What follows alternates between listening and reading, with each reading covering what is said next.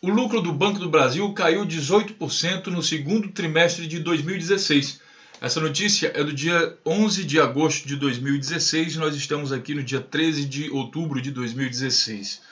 O que você acha que um governo interessado em uma empresa que pertence a ele, afinal de contas o Banco do Brasil, segundo o site Wikipedia aqui, é uma instituição financeira constituída na forma de sociedade econômica mista, com participação da União Brasileira, aqui quando foi escrito isso, com 68,7% das ações.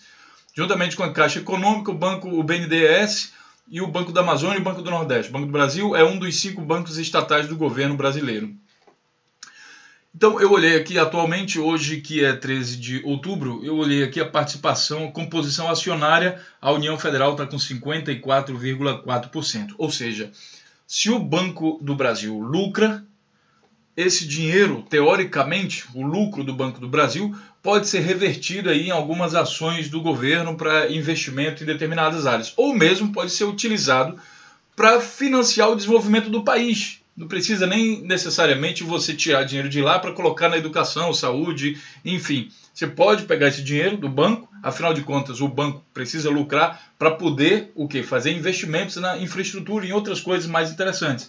Então você pode fazer isso, utilizar esse lucro e destinar para esse tipo de coisa. Mas o que você acha que um governo neoliberal, que é o governo que a gente tem atualmente, o governo Temer, que ganhou através de um golpe parlamentar, está no poder através de um golpe parlamentar, junto com o PSDB, que também é neoliberal, apesar de ter o nome de social-democracia, não tem muito a ver com isso. O que você acha que um governo desse, como você acha que o governo desse vai reagir? Primeira coisa, antes de você responder isso, você tem que pensar o seguinte: o lucro do banco que caiu 18%, não é que o banco teve prejuízo, tá?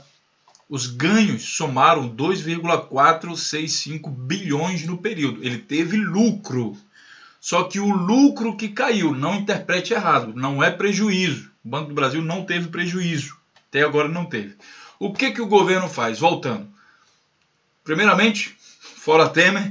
E também sejam bem-vindos ao canal Notícias Comentadas. Aqui a gente vai comentar a notícia dentro do contexto. E esse contexto diz o seguinte: um governo do que está agora, por isso também que eu estou chamando de neoliberal, ele faz o seguinte: ele prega o quê? Que o país está quebrado, não tem dinheiro mais para nada, e daí ele elabora uma proposta da emenda da Constituição para congelar os gastos públicos, para que ele possa fazer o quê? Pagar dívidas estrangeiras, pagar juros de dívida pública, que é o que eu estou mostrando, primeiro nesse vídeo sobre a PEC, e segundo, nesse outro vídeo aqui. Você pode ver que, em vez de tentar diminuir os juros da dívida pública brasileira, não, ele congelou os gastos, que ele chama de gastos, na questão pública, que é a finalidade da existência do próprio governo, que é cuidar da questão pública. E, além disso, além de congelar, ele quer aparecer aí meio que, sei lá, no mundo globalizado, ele quer dar uma de bonitão, de gostosão. O que ele faz?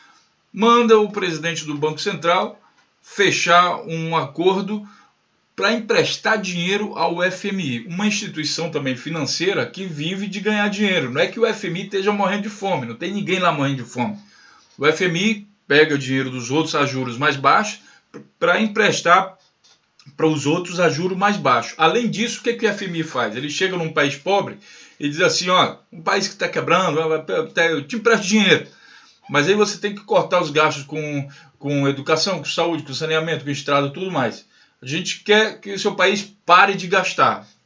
Pela lógica, até parece interessante, mas você não vê o FMI estimulando nenhum país a se desenvolver. Olha, invista em mão de obra qualificada, invista em indústria, faça investimento. Você não vê o FMI fazer isso.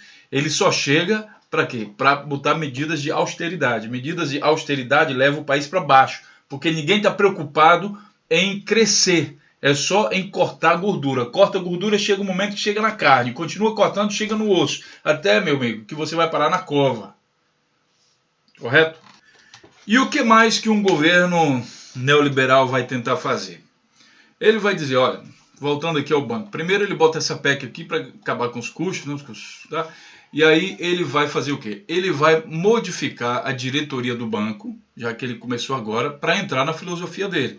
Ele nomeia 10 novos diretores aqui em 13 de outubro, que é hoje, e remaneja 5. Despediu um e remaneja toda a diretoria. Por quê? Para que ele possa implementar um programa de demissão de 18 mil funcionários. Notícia também de 12 de outubro de 2016. Quer dizer, em vez do camarada que deveria, né, o gestor público, ele deveria ser o quê? O mais interessado para que a empresa, que é estatal, bom, eu tenho uma empresa, pô, então eu sou interessado que ela cresça. Não, parece que eles cavam situações, porque eu repito, o Banco do Brasil não teve prejuízo. Ele só diminuiu o lucro. Já é motivo suficiente para o gestor que deveria ter interesse de defender as coisas públicas, por exemplo, uma empresa pública, montar um programa de quebrada daquela empresa. Você não percebe, você não consegue ver no governo Temer, nesse governo neoliberal, um incentivo que vai levar uma estatal, uma empresa, alguma coisa pública, que vai levar a crescer. Ele fica prometendo, olha, para que nós possamos crescer, nós vamos precisar quebrar o Banco do Brasil. Para que nós possamos crescer, nós vamos ter que quebrar a Petrobras. Para que nós possamos crescer, nós vamos ter que quebrar o BNDES, o Banco do Nordeste e todas as outras empresas. Então a gente vai colocar na mídia, que nós já pagamos a mídia para fazer isso, como eu estou mostrando aqui nesse vídeo, nós já pagamos a mídia para explicar para o povo que o Banco do Brasil está ruim. Talvez a gente vá botar a culpa no governo anterior, para justificar então a demissão aqui em massa. E aí com isso a gente também evita de estar emprestando dinheiro para pobre, ou financiando casa para pobre. Imagina, pobre com casa. Notícia do dia 12 de outubro de 2016. Pobre tem que morar na rua. Pobre já não pode estudar, como disse o outro deputado lá, então vai querer morar em casa, debaixo de teto. Que é isso? O Banco do Brasil não vai mais financiar imóveis do Minha Casa Minha Vida. O Banco do Brasil tem lucro líquido de 2,5 bilhões no trimestre. Isso aqui também é de 2016. No primeiro trimestre ele teve lucro. E no primeiro semestre o lucro foi de mais de 4,5 bilhões de reais. Só porque baixou o lucro dele no segundo semestre que ele está fazendo esse tipo de medida.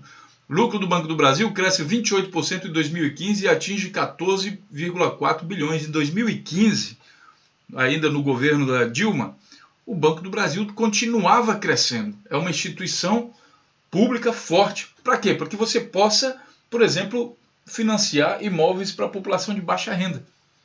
Né? E também, durante o governo Lula, o Banco do Brasil tem o maior lucro semestral da história dos bancos. Essa notícia aqui é de 2013. Correto? O lucro anunciado hoje pelo Banco do Brasil no primeiro semestre de 2013, 10 milhões, foi o maior da história entre os bancos brasileiros de capital aberto, além de ser o maior já alcançado pela instituição segundo a consultoria Economática. Bancos lucraram 8 vezes mais no governo de Lula do que no governo de Fernando Henrique Cardoso. Então é isso que eu falo para vocês. Para um governo neoliberal não interessa muito que as empresas públicas tenham lucro, porque eles precisam o quê? Eles vão colocar o país em crise, eles vão cortar tudo que é investimento em todas as áreas, vai ter miséria para tudo. É preciso ter essa situação de miséria para que eles possam o quê? Justificar a venda das empresas estatais. Um de nossos espectadores aí perguntou por que eu acho qual a finalidade da PEC 241.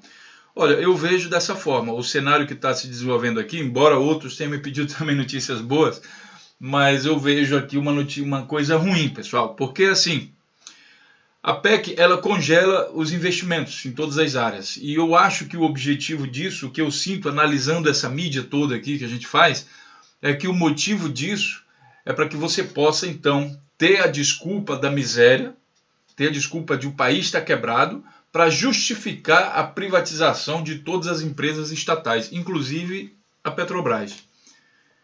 Aí você vai, por exemplo, você tem um rombo de 100 bilhões, uma empresa vale 200, você vende ela por 5. Não faz muita lógica, mas é o que aconteceu com a Vale do Rio Doce. O Brasil estava com... O Fernando Henrique quebrou o país mais de 3 vezes, e daí chegou o momento que ele pegou a Vale do Rio Doce, essa empresa que eu vou vender. Quanto ela vale? 93 bilhões. Beleza, vende por 3, aí eu ganho, quem sabe, essa diferença, eu ganho um pedaço dessa diferença. Só pode ter sido isso, porque não é normal um camarada pegar... Imagina, você tem um automóvel, e daí seu automóvel vale 50 mil reais. Aí você pega, vende ele por 2 mil reais. Por quê? Tem lógica isso?